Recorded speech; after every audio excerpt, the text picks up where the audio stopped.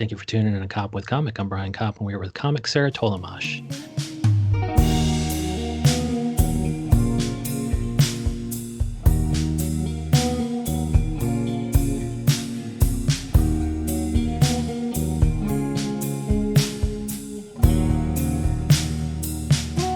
Sarah Tollemache, how the hell are you? I'm doing great. I just Good. kind of woke up. Yes, this is pretty early for comedians, especially professional ones of your caliber. Yeah. you have a Although gig I've been to do. getting up earlier. Oh, good. And so what's the reason for that? Are you trying to be productive in the mornings now? Well, with pandemic and us comics not having to perform late all the time, my Oh, schedule has gotten to a more regular, like earlier wake up call. So, I used to wake up at 10 or 10:30 and now it's like 9 or 9:30. wow. Is this going to be conducive to your resuming comedy pretty soon? I'll probably slip back into old habits, but I love sleeping in. I don't know what it is, but I love it. Yeah, I'm getting there. Like I used to, I was on a huge drinking kick, and that made it easier to get up because I think your sleep is shallower, and so you kind Yeah. of you kind of bounce out of bed. But now that I'm not drinking, I think I've been sober for about a month. Like it's just fucking impossible to get up on time. Like I'm sleeping through alarms because the sleep is so deep, and I'm probably catching up a little bit.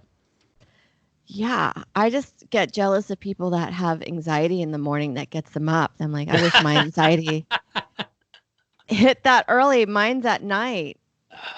And then I was listening to your album, Voluptuous Boy, and I think you mentioned depression. And so I'll have to get into anxiety and depression as time permits. But as a voluptuous boy myself, I'd like to say thank you. Thank you for not calling us fat in your album title. Of course, I like to, be kind. That was the nicest way I could think of calling somebody fat. Yeah. And I think there was, I had, what's it called? The function on Spotify that will skip tracks, like random. I randomized or something, and I was like, "This album is done. What the fuck? I haven't even learned what Voluptuous Boy is." And I was like, "What, man? It's been jumping around on your album Oh, for." weird. Yeah, so it's like a Spotify was so easy to find you, but if you have that randomizing function on, I forgot what the fuck it's called, random or something. But yeah, so the album itself is fucking amazing. I loved it. You go dark, you go pretty fantastic. And was it during the quarantine? Because I think your God bit, God being a procrastinator and things like that was so fucking funny and so almost believable given all the shit that's happened. And I think once or twice you mentioned coronavirus on there. Was this early in the coronavirus that you taped this album? Yeah, it was right. I feel like I got my album right under the buzzer. I recorded on March 8th at New York Comedy Club, and I think Wow. I kind of uh you know went into quarantine I think that Friday, but then I think everything publicly shut down on the 13th, on the 14th or the 15th. Like on the Sunday or something. Yeah, or that following Monday or whatever. And then so there was no more stand up. So that was kind of my last set for the year at that time. Wow, but you kind of knew it was coming enough to mention this whole coronavirus thing. There's a flu going around at one point, you said. Yeah, well, I had one or two people write on my Facebook wall saying that they were going to try to sell my tickets because they didn't want to come in because at that time there were already cases being reported. And I kind of was like, still at that moment, it felt like it was a day to day thing at that time. Was like, okay, well, I still think it's fine to come in. And then now in hindsight, I'm just like, we probably should have shut down 2 weeks prior to then when I did my Yeah. album. Putting people in danger, the super spreader parties. I think there's been other comics too who have had shows on the bubble there. And I thought one of them was it Janelle Draper? I think she does something with her sister who's a health expert. Like they're both in the show. And and they said something like uh, oh, let's have it anyway. Even the health expert was like, oh, it's fine. And so these things turn out to probably be super spreaders in the comedy community. Yeah, that's what I guess you would consider some of some of these comics that are touring a lot. Like I'm only doing this is my first indoor gig that I'm doing this weekend. Oh. And I think after this, I think I'm gonna just go back to doing outdoor shows. Not that I felt at risk at um last night, but I just feel like it's just safer to do outdoor shows just to be on the safe side. Yeah, I think it's super airborne, and one of the examples they use is the fact that there's a choir practice in Minnesota or some shit, and like all 68 people got sick, and the person who Yeah. had it didn't get anywhere close to anybody. I think they were all wearing masks, nobody touched, there was social distancing, but because they were all expelling with breathing in and singing out loud, like everybody got it. And I think that's probably the same thing as a comedy club when they go to a Sarah Tollemache show, because they're going to be laughing. I think it's not like an open Yeah. mic where nobody's paying attention or laughing, right? Well, this one it was pretty social. They were at 35% occupancy and it wasn't. I think people are still kind of hesitant to go do indoor shows. Yeah. I don't know. But then you hear about all these like I don't know, secret parties and bars and I'm like that's so crazy. What are we doing? Yeah. And you're like, well, maybe I can wait for the vaccine. And now you're hearing things like vaccine, even when it's available, won't be that effective or something. And so it really would be great if they, partition Central Park into numerous comedy clubs as they seem to be doing now, enter at 62nd Street or enter at 80th Street West or Yeah. whatever. But, if you're touring the country, and it sounds like you are, not everybody has that built-in advantage that we have. But one of the things, like, I kind of wanted to ask a comedian of your caliber how you choose what ends up in an album. And my example is the Enigma example, because I think I'm roughly your age. And Mhm. when I heard that, I was just delighted. I was so fucking happy that I got the reference, that it's a reference that I love. I actually had to pause your special and go listen to Enigma Sadness Part One or whatever it is, Yes. Sadness on YouTube. And then I resumed. Now, I'm not really a comic, but if I were, like, I'd want to choose things that delight me, but then I'd be disappointed if people in the audience didn't get the reference. At what point are you like, I want something super relatable, like a lot of the other stuff in your album? And sometimes you're like, dude, I don't give a shit if they fucking know it. It'll be funny to everybody. And even if they don't laugh as hard as they would if they got the reference, I fucking love it.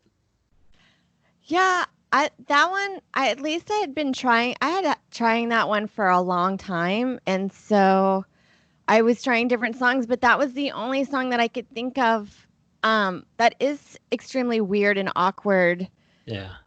to do. Cuz that song I always it started off as not a bit about that. It was more about like a weird song to make people uncomfortable when you if you karaoke to it. Uh, Because that one's just like what that song's so weird. But I was also thinking there were times where I would have to go to Best Buy. I remember I wanted a Bjork song, and the guy was like, "Do you know how that goes?" And good I was luck. like, I can't believe you're like, I have to feel like I'm singing, and I don't have a great voice. And it was such an embarrassing moment that I was trying to think of what's the most embarrassing song to have Yeah. to find out what you want, and Enigma was one of them, Yeah. And or the band. once you explain that there's an orgasm, there's kind of a second, Heavy. yeah, a second track in there that's kind of orgasmic. Everybody will fire it up, even if they haven't already. Yeah, and there were enough people to know. And there was a time period where we went through some new agey stuff. I think at our age group, like I remember that. Remember the soundtrack, The Beach, that had a lot of crazy, fun new age dance trip stuff. So Yeah, yeah, there's a lot of that. I mean, everything else on your thing was so fucking relatable. Like, being, having to sing something to the record store guy. Like, I actually worked at a record store, and I had people calling me up being like, "Do you have any bone?" And I was like, "What the fuck are you talking about?" And then after 10 of those calls, I realized that they were asking for Bone Thugs and Harmony. So after the uh, 10th time somebody asks or does an Enigma orgasm, the guy on the other side is already being like, "Yeah, we don't have it. We have it on CD single. We don't have it on CD. No, the rest of the album is not like that, blah, blah, blah." And so we kind of learn the spiel, even if we don't get it the first time around. But I mean, all your yeah. stuff, like living in New York, like the whole landlord bit, like, although the fire alarm in the studio apartment might be, a little bit New York because we don't have a lot of space or we're kind of urban, calling up your landlord to do anything and the kind of words that are coming out of their mouth and their approach to this situation is just so fucking relatable. And it's cool that you got there first on the whole landlord bit. Was that born of any experience that you had? Yeah, I remember I had this one landlord and I always just felt he crossed a lot of boundaries. Like one time I woke up to him in my living room yelling my name to pay rent, and it Oh my was God. only like 2 days past when it was due on the first. In fact, he liked Uh-huh. it when it was before the first, and I was like, "That's insane that you can't do that." But then if he would come over and fix things, and a lot of if you live in New York, there's some crazy workmanship. Like I go on TikTok all the time, and they're like, "This is what it's like to live in New York," and it's like doors that can't open all the way because it just hits a wall, or they put it on the hinge on the wrong side, or like you can't fully open your refrigerator door because it there's not enough space in the kitchen. Yeah. Or I remember this my roommate's girlfriend was staying with us, and she'd be like, "Yeah, whenever I take a shower, I don't think your drain is properly draining because I'm standing in about a foot of water." I'm like, "Yeah, that's just the it's just the way it is. Like you have to accept it. It's like camping." But he wouldn't fix anything. He would just kind of like insult you as if you were the one that was causing all the damage, or Yes. insinuating that you were up to no good in the apartment. And then you're Yeah. just like, no, this is just horrible craftsmanship that you have in the apartment. And I can't believe that you're accusing me of like, slamming the door really hard all the time. Oh yeah. And sometimes they're almost even setting it up. Like I had a roommate who was like, "Who's got the kung fu grip on this water, on this fucking, Yeah. the water thing?" Is like, "Well, that's gonna make it leak." Blah blah blah. It's almost like he was setting up the excuse for not fixing a leak. But yeah, that was super super fucking hilarious. And I think one other thing that was kind of New York based that I loved is the crying outside thing. And I think Mulaney did it in that recent Sack Lunch Bunch thing where they actually had a kid singing to the white woman crying in New York City, which I loved. I was really taken by the fact that I saw it once, and I thought she was, younger woman in workout clothes, and she was crying. And I think I saw her again several days later still crying. What the fuck is it? Is it, I mean, first of all, why are people crying? But second of all, is it just because they don't have any privacy with roommates that everything has to be done outdoors, even something as embarrassing as crying? Or is it not embarrassing? Like, why was she crying in the first place? Why are these white women crying in New York City? I don't know, but it happens all the time. Um, it's I think it's because once we leave our apartments, we are gone for 16 hours of the day. So I feel like I'm carrying a backpack with everything in it. Yeah. So you don't have a time to rest or like take in. And then New York's just hard. Like, you're trying to get to your job that doesn't pay anything. And then the train service is about that day decides to not run. There are times where it would take me 2 hours to get to work, and I would have Wow. to do, I call it train math, where I have to figure out what other transfers I can do.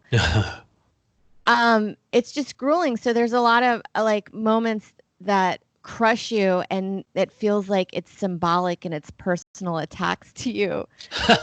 So I get it, but I don't think I've ever cried in public just yet. I've managed to hold it in Okay.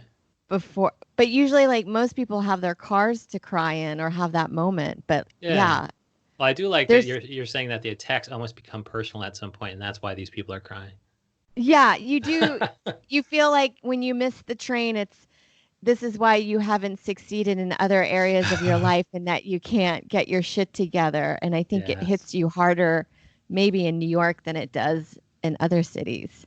But I love the train math too, because you can't just sit there and turn your brain off when a train is broke. You have to think, all right, should I get off and go take the FEG or some shit and take that somewhere I've never been? And you're using your phone, I suppose, at that point. At one time, I didn't have a smartphone. And for that woman on the street, maybe it's, I think she was in workout gear, so it could have been, fuck, this train made me late, so now I'm not going to be able to work out, so now I'm not going to get the date or whatever, and that's why this date broke up with me, because I never have time or whatever. And it's just like, Yeah. yeah, because she didn't look too frazzled, but I suppose it could have just been just all adding up, and the fact that, she didn't feel like she was getting anywhere, especially if you have the side hustle. Like everybody came here for something, and if you're sitting on the train doing train math, you're not busy doing that thing. Oh, exactly. And then a lot of times I think it's because of phones. So I always call our phone our like just our bad news machine, because Because it used to be where if you got bad news, you would get it left on a voicemail at your house or apartment. And then by the time you got home from work, that's when you listened to it. But Yeah. we could just be having the time of our life with our friends and look over, get a text about something that would just crush you or a phone call out of nowhere. And it changes the mood of your day. And I think that's also another big part of like maybe why we cry outside now. I love that. I have to answer this. It's my bad news machine. It is. It's so sometimes I'm like, man, I was having a really great moment and now I just saw this thing and it's like crushing. It's making me feel like shit right now. We'll have to bring the answering machine back. I think Sarah Tollemache is such a social influencer or de-influencer, as she says. Yeah. And so she can de-influence the use of phones and influence the use of answering machines. And one thing, like I noticed, like the Netflix thing that I had a question about, some of us go home and then we zone out with Netflix. You had a statement that I loved, and I don't want to wreck it, but it was something like, "Do I like this, or are we poor?" Like, what were you saying? Like, is it if we have money, we're out there doing stuff. We're buying an outfit, we're going to buy expensive food in Manhattan, we're going to buy expensive drinks on a rooftop in Manhattan, and that's doing something. And it's only if you're at home watching Netflix, is it perhaps because you can't afford to do these other things? I feel that way and then yeah, because it sometimes I'm like, well, it's easier for me to pay for a 9.99 or I don't even that was at the time when I had it or first Might be got it. 14.99, right? Yeah. Yeah, I may have jumped up quite a bit. But even then you're like for unlimited amount of like programming pretty much. It's not a bad deal, but there are times where I just go to Netflix and I'm flipping through and I'll try a lot of TV shows on that streaming service. And I have to say I think a lot of it's not great. And then but I'm still watching it and I feel like it's because this is still cheaper than doing other things. Yeah. All right. So yeah, do I like this shitty show, or is it because, it's entertaining relative to looking at my wall because I don't have money to do X, Y, and Z? Exactly. Yeah, I think they put a lot of programming that I'm like, I don't think this is even worth to be on a streaming service. So they're like, this is only for poor people who can't do any better. And that brings us up to the debt thing. Like I have huge debt because of, I went to law school, so I have law school loans and things like that. And you had medical debt that you talked about. At any point were you hesitant to talk about this stuff so publicly? Like now you have an album and you're going on all these big shows and you're promoting it and things like that. Like, were you worried? I mean, had you settled the debt thing prior to this, or was there anything in you that was slightly hesitant to go so public with this because you were ducking creditors before that point? That one, well, first of all, I feel like I'm always kind of in a state of debt and somehow because of just stand up. Yeah. I I know I always feel like it should be like you fake it till you make it, but I can't do that for some reason. It's not in my DNA, and I know it's probably a lot of comics or people are like, "Oh, I would think that you are coming in with money because I've seen you do some TV," and you're like, to be honest, comedy doesn't really pay that well. And I'm one of the ones where I feel like I'm doing okay in my profession. Like I have a lot of great credits, but all the money that you make, there's so many expenses that go into this, and Yeah. it's not a consistent job, especially when you're trying to first start out. It only works out for like 1%. Yeah. And so, yeah, I don't have insurance. And then I got colitis out of nowhere, and I couldn't believe I had to go to the hospital because there was no way of dealing with it at home. It was so excruciating and so insanely scary that it just blew my mind that to be in the hospital for 3 days was $20,000. Wow. Yeah, I don't even Where think you specify the dollar amount, and that's fucking amazing. 20,000 for 3 days. Not normally where you would have put that money. no, and it wasn't, all they really did was just kind of pump me with Cipro and then kill whatever bacteria was destroying me at that time. Wow. Um, and so it wasn't even like, my friend was like, you should have just gone to the Four Seasons and had a really great, a better experience, and you would have still paid, I don't know, probably $19,000 less. And you probably could have had a concierge who would have delivered you Cipro. You look it up, look it up on the internet. You find out it's Cipro. You're like, dude, hook me up. I'm paying $300 a night for this fucking room. And he's like, yeah, absolutely, you deserve it. Oh, absolutely. And it just doesn't make any sense. And it was so crazy that something like that could just like wipe you out. Like if I wasn't married or with Joe at the time, I think I would have had to move back home to like figure out a way to clear it faster. Yeah. And then some people don't even have that safety net. You know, we're learning some of these people stuck in New York are because they don't have that safety net to go back home to. So I couldn't even imagine, you know, somebody got colitis and also didn't have any family at home or wasn't living with a Joe. And that brings me to my, well, real quick, I have to say that, like, you know, fucking after the drinking, like it might have had a manifestation that was similar to colitis. I don't know. Like it sounds like I had colitis light or something. Like Hannibal Buress recently did the special that discusses the link between drinking, like excessive drinking, and just the worst digestive system known to man. And now that I'm sober, it's like night and day, and I fucking love it. But if I couldn't have fixed it, I couldn't. Like, I would have to go to the hospital. Like if it wasn't drinking, I totally would have had to go to the hospital. And I think one time I had just a heart thing, like I have a floppy heart valve, and it was hurting, and so I went in there, and there, you know, I was there for an hour. And I ended up getting 5 different medical bills, and all they did was give me a glass of water. You know, it was dehydration, which exacerbated the other condition. Yeah. But you know, I didn't ultimately pay that. But it's dwarfed by my student loan debt. So fuck them. And so mentioning Joe, it sounds like you came out with an album recently. He came out with a special recently, and because I've consumed both, I was able to almost get a slightly it feels like a fuller picture of your marriage. Like, you know, he talks about having a wife who, you know, was kind of like, I have to go to the bathroom, you know, and being a little anxious that it was number 2 instead of number 1. And then we hear you in your album talk about the fact that you have colitis and it was the most expensive diarrhea known to man. Like, do you think that's did you guys do that intentionally with your release schedules?